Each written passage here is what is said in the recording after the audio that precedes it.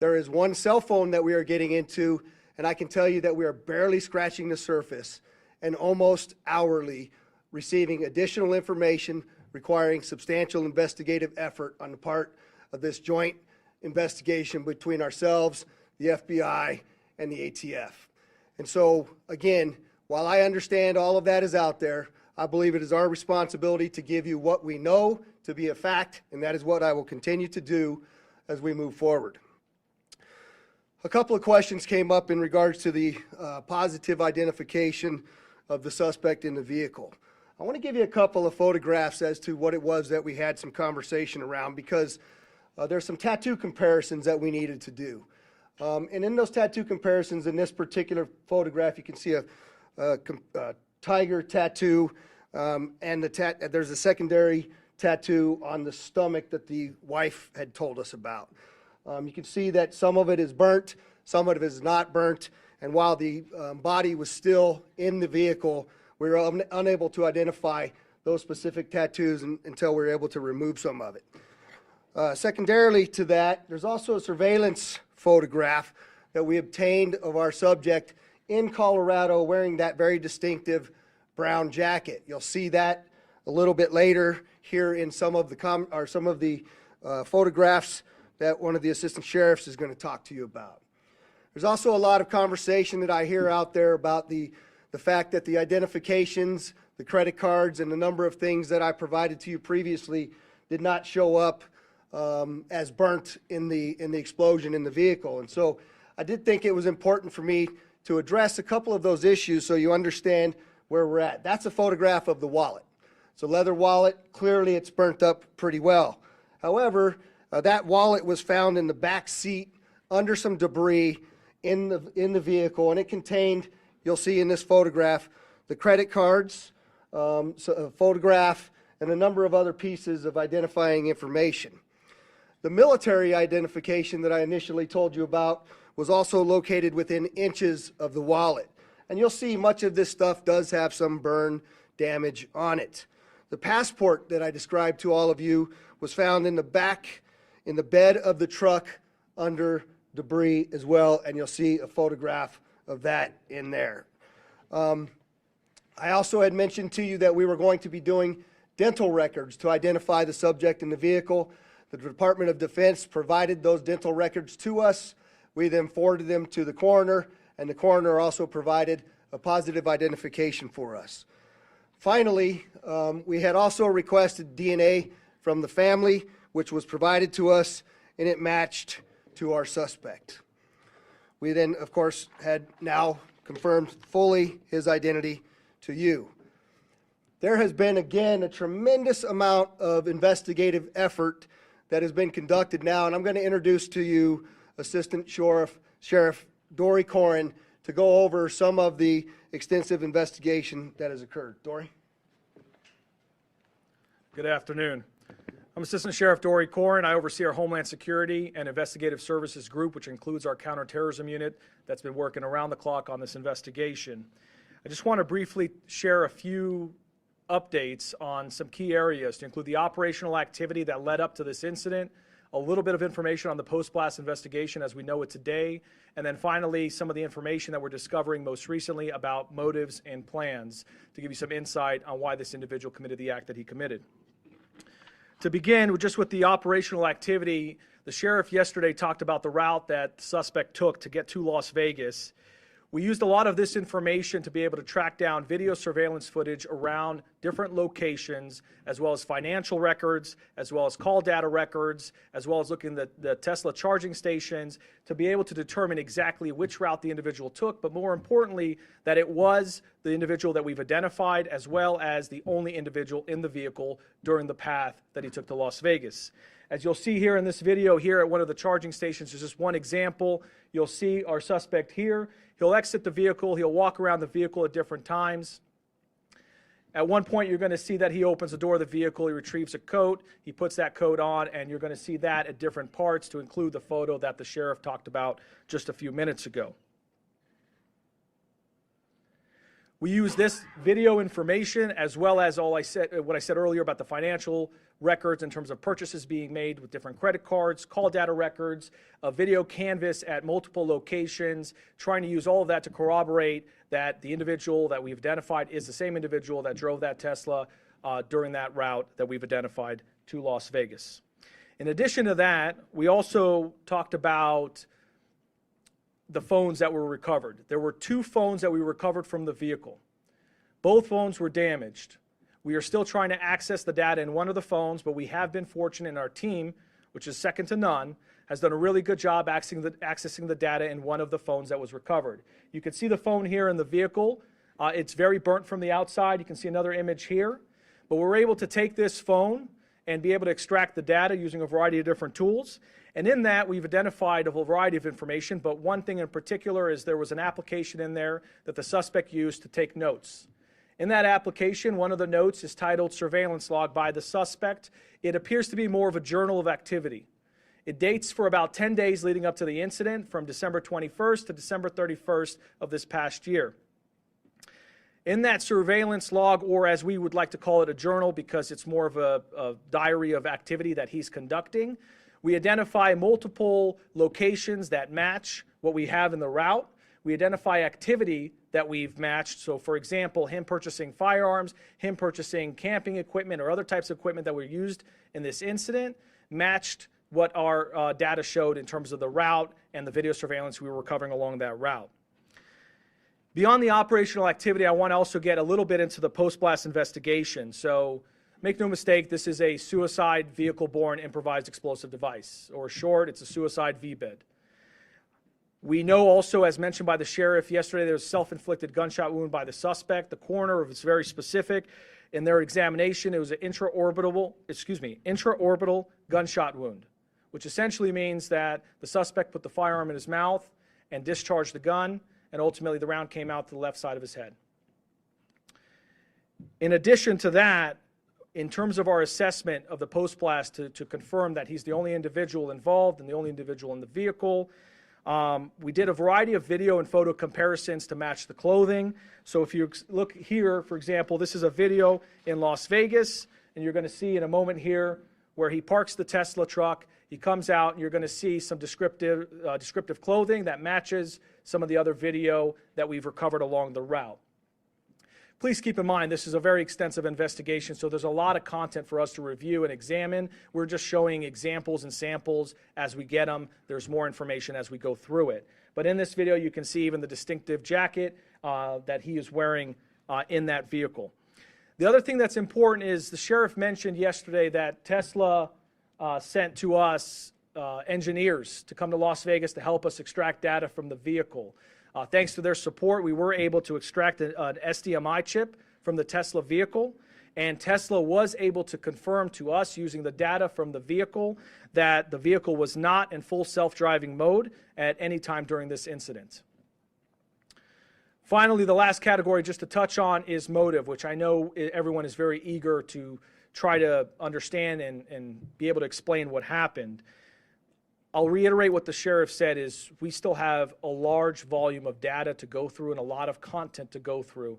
As you know, with any one of our devices, there's thousands, if not millions, of videos and photos and documents and web history and all of those things that need to be analyzed. But with that, just as a preview for as we get information, we're trying to be as transparent as possible. There were a couple pieces of content we thought were important to share for now. One is in the note application, he seemed to have 2 letters. One letter in particular, as you can see here, this is an excerpt from that letter. He says, fellow service members, veterans, and all Americans, time to wake up. We are being led by weak and feckless leadership who only serve to enrich themselves. He goes on to explain a variety of other grievances and issues, some political, some personal, a variety of other things which we will do our best to release very quickly here. But then there's a second letter where there's some more excerpts. This one seems to be dated after the fact in that notes application.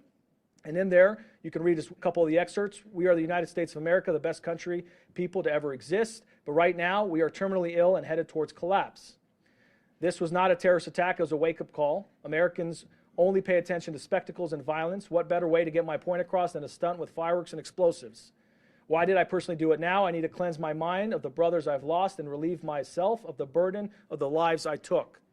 I'd like to just also expand on that and understand that these are just excerpts in there. He does offer additional information that is varying on the spectrum in terms of political grievances, issues about the conflicts elsewhere, not here, domestic issues, societal issues, a variety of other things, including personal challenges as well.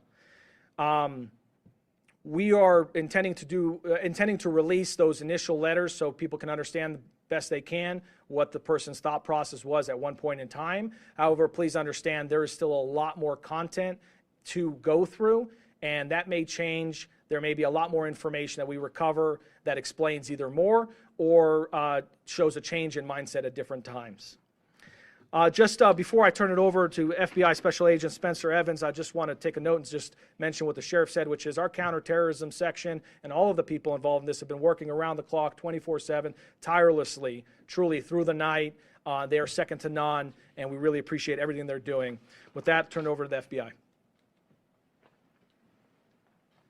Good afternoon. My name is Spencer Evans. I serve as the Special Agent in charge of the FBI's Las Vegas Division. I'd like to express gratitude for everyone that's here today, and especially the partnerships that Sheriff Corrin just highlighted. It's been seamless collaboration between the FBI, ATF, Army, CID, Las Vegas Metropolitan Police Department. You know, if you walked into one of the command posts and someone's not wearing a uniform, you wouldn't be able to tell who works for which agency, and it's been outstanding collaboration. We do have significant updates that we're sharing with you from an investigative standpoint, but just want to reiterate, as Sheriff Corrin mentioned, there is still a lot of ongoing investigation. We have terabytes of data that we have to analyze. We have outstanding search warrants and subpoenas, interviews that are being conducted around the globe as we try to paint a comprehensive picture of exactly what happened. That being said, we do feel confident that we have a much better sense of how we arrived at the events of the 1st of January and additional information that we can provide. So I'd like to first begin by addressing something that continues to be widely speculated, whether or not there was any connection between what happened in New Orleans on New Year's Day and then the incident here in Las Vegas just a few hours later. Just to be clear, there is no evidence that these two events are connected. The only things that we have connecting them are incidental, what we believe to be coincidental similarities in that both vehicles were rented through the same service, that they were both subjects served in the military, that they both stayed at an Airbnb, things like that. We've identified no telephonic or email communication between the subjects, no information that suggests that they knew each other, that they ever served in the same unit, that they were ever assigned at the same place at the same time and had interaction, and no witness interviews have corroborated or provided any information that the two events are connected in any way. In similar fashion, we have not identified any connection between this subject and any other terrorist organization. During the FBI's international investigation to date, as I mentioned, we have interviewed family members, friends, the subject's associates, and military members that he served with around the globe. Through these interviews, we've found that the subject held no animosity towards the president-elect. That's something that's also been reported. Investigative steps have discovered, and information from the Army indicates, that he likely suffered from PTSD, and we are also aware that there were potential other family issues or personal grievances in his own life that may have been contributing factors. Again, we're looking into all of that. It's evident that the subject considered, planned, and thoughtfully prepared for this act alone. That's what we believe, and we have no information to the contrary at this point. The FBI has been able to confirm some of this through the utilization of video footage in public areas as he traveled from Denver to Las Vegas. We have video footage that shows that he is alone outside of the vehicle, and that corroborates again what Las Vegas Metropolitan Police Department footage has also shown.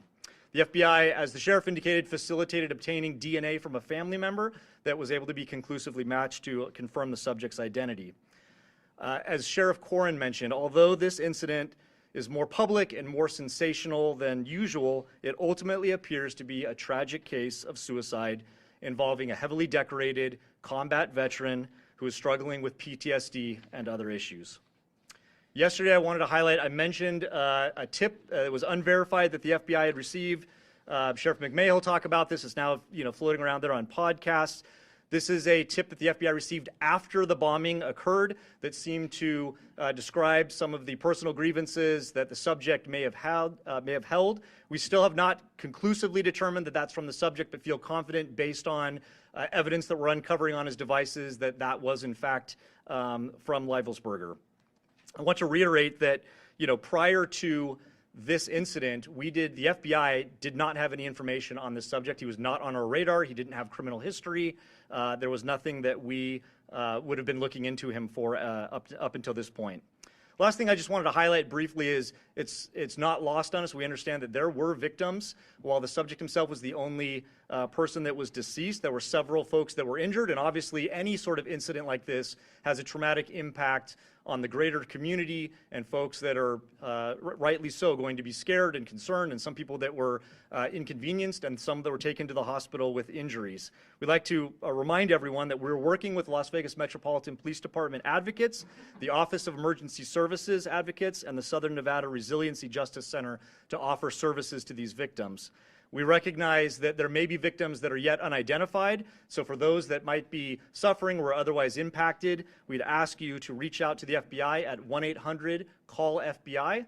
And in similar fashion, as we reiterated yesterday, anyone who has tips related to the subject or this particular incident, please call us at 1-800-CALL-FBI or submit a tip online at tips.fbi.gov. And with that, I'll turn it over to the Assistant Special Agent in Charge from the ATF, Kenny Cooper.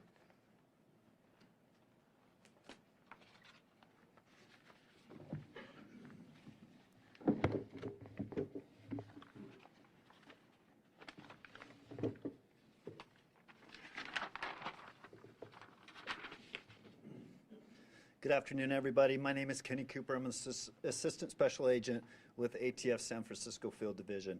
I have some very quick resource updates.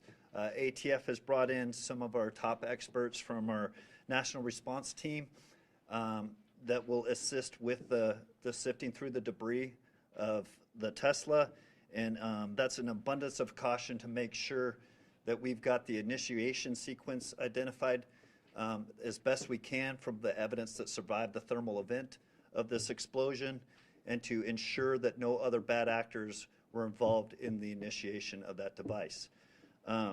Also, my second update is to the firearms purchased by our subject on December 30th, 2024. Our ATF investigators were able to track down that lawful purchase at a gun store in Colorado. Our subject arrived in that gun store by himself on December 27th and initiated the ATF Form 4473 and actually paid for those two firearms that were recovered from the Tesla on the 27th and was sole occupant of a vehicle arriving and departing that on that date. And then on the 30th, we have video evidence of our subject entering that gun store as the sole occupant of the Tesla.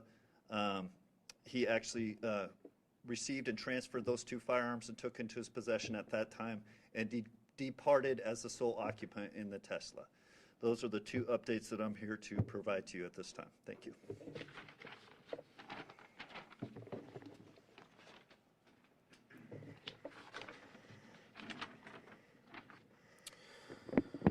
All right, with that, we'll entertain a couple questions. If you could, please identify yourself, and we'll go from there. David? David Charnes, KLAS TV. Thanks for taking my question. Two quick questions. One, the video that you showed of him with the Tesla was able to extract that for you from the device, from the car. The video you showed him walking around and at the charging stations. Yeah, so let me just, the question was, can we, the video that we show, sorry, I was standing back there, so I wasn't sure which one you were looking at, but the question is, the video that we showed at the Tesla charging stations, who provided that to us? I'll let Dory answer that. Without getting too far into the technicalities, there are various components in there that were retrieved. The SDMI card, it was not where the video was retrieved from. That was where we got the data to be able to determine that it was not in self-driving mode. However, Tesla did provide and helped our team be able to recover the thumb drive that records other types of data to include video by the Tesla. In what state is this in? Do we know? Kingman, Arizona. Second question is about the detonation. There's a lot of questions. How was he able to die by suicide and set this off? can you just in very basic terms explain how that could happen to kind of stop these conspiracies that he's not in? Yeah, so the second question is how are we able to explain the detonation versus the suicide? And we just believe it to be simultaneous at the time of the detonation. But again, that's why the ATF's bringing in the SABTs from outside to look at what that sequence was for the initiation of the explosion as well. And, you know, it's very difficult to see inside of those Teslas, even with the camera angles that we have. And so we still remain challenged on finding some of that exact timing on all of that. Go ahead. Hi, Stephanie Price, Fox News. Hi, Stephanie. Hi. We're seeing reports that he had another alias as Matt Berg and went on a TV show in 2013.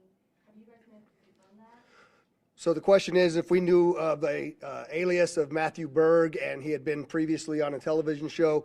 We've seen that reporting but have not verified that reporting. Behind you.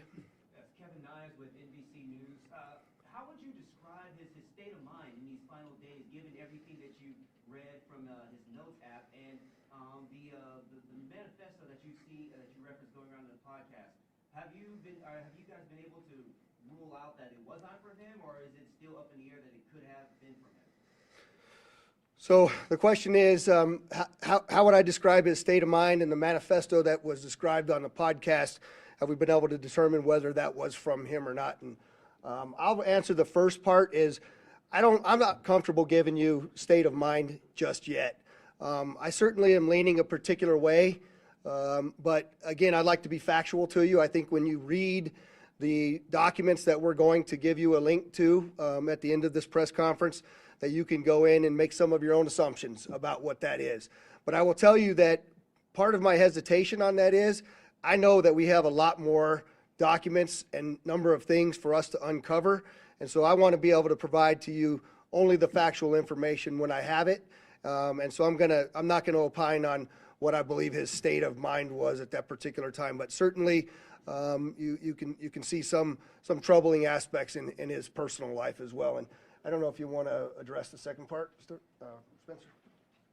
Yeah, so in terms of the so-called manifesto that's circulating online, we have strong evidence to suggest that it was the subject that wrote it, but we haven't conclusively proven that yet. And that evidence relates to other evidence that we're finding that we're able to compare that lead us to believe it was in fact him who sent it. J1? Do you have an update Is on... it J1? Yes, J1 from 13. Do you have an update on the conditions of the other people who were injured? The question is, do I have any updates on the conditions of the people who were injured? And I'm told that they're all relatively minor injuries, and they've all been released from the hospital. Kristen Drummond with News 3. As you were showing us these excerpts, can you say why definitively he chose the Trump International Hotel and why he decided to come here to Las Vegas? Yeah, the question is, with the excerpts that we showed, can we definitively identify why he chose the Trump Hotel Tower location as well as Las Vegas? And the answer is no. In fact, I think when you read through some of that, you might find that there were some other considerations as well for other locations. We can't verify all of that at this point, and so that's why I haven't talked about that publicly. Do you know what other locations he was considering, and were they here in Nevada? There was one location in Grand Canyon that was specifically talked about there, but we haven't been able to verify anything as well. All the way in the back. Berenice Zúñiga with Univision Las Vegas. Thank you for taking my question. In regards to what happened in New Orleans, I know that you guys mentioned it's a coincidence, but what main evidence makes it different to what occurred over there? That it's not being considered a terrorist attack here. So the question is why don't we consider what happened in New Orleans and what happened in Las Vegas connected? And the simple answer to that is we don't find anything to actually point us in that direction.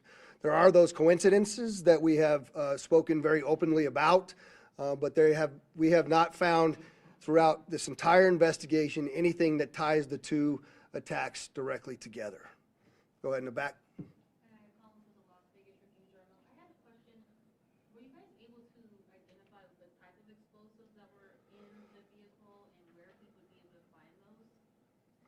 So the question is, were we able to identify the types of explosives that were in the vehicle and where he was able to find those? There's a mortar-type fireworks in the back of the vehicle, some camping fuel, and we do know that it looks like from that document that we're going to provide to you that he may have stopped outside of a location in New Mexico and obtained those fireworks legally. But that is another aspect of the investigation that continues.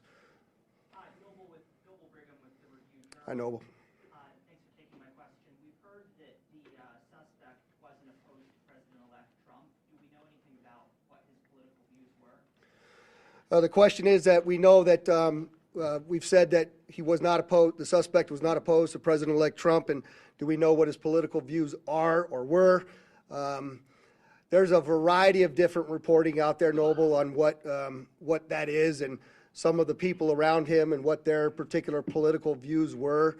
I think when you read some of these documents, you'll see that he actually calls it a stunt in one of these documents that we're going to release to you, that he was trying to get the attention of the American people because he was upset about a number of different things. But I'll let those writings speak for themselves. I'm not conclusively telling you anything about his political affiliations at this point, but I think that's more to come on that. Sir? Anders Gutierrez with CBS News.